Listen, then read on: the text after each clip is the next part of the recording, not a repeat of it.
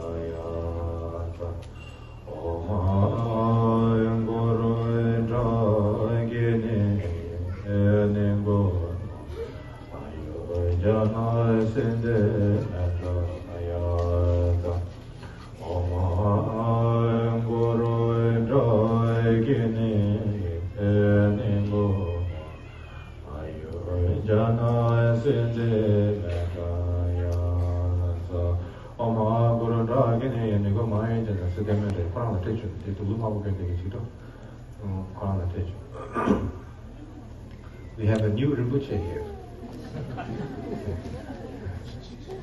He's wearing red. Anyway, we could.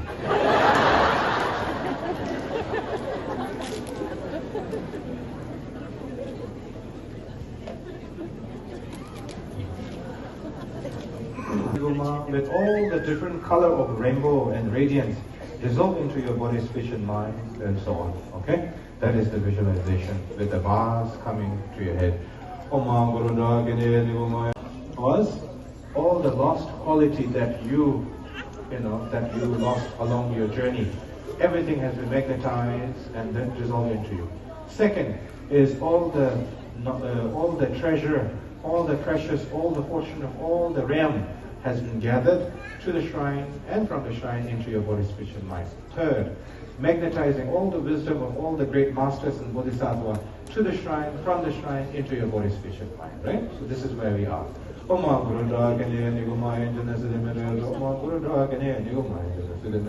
have a longevity as the permanent as the Vajra and so on. With that, meditate a little bit. Niguma had emanation of white Dagini and transforming into Dusi, nectar, and then you have developed the previous one with the red. You develop compassion, and this one with the red Dagini, white Dagini, you develop wisdom, the clarity of the mind. Okay, wisdom and compassion, that you receive blessing and the essence of both, and so on.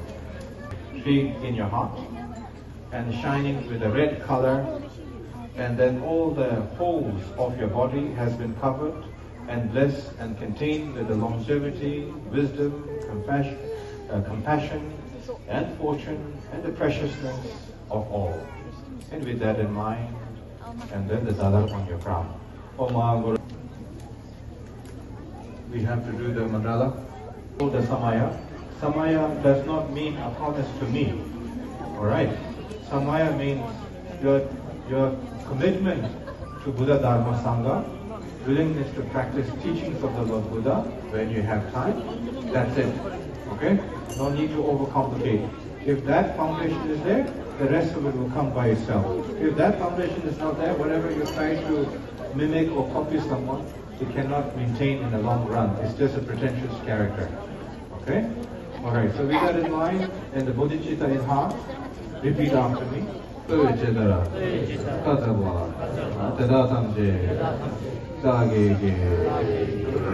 not a Shabdan Lama, but I will do Shabdan for you all.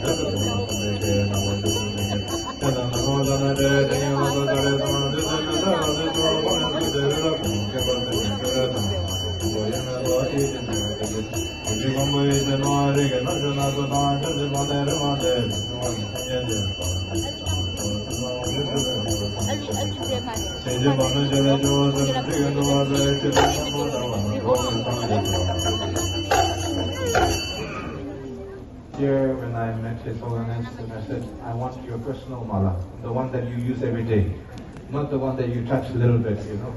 I said, the one you use every day, I want that one. So then I got this blessing, you know. So this is his own personal use mala. So I took advantage.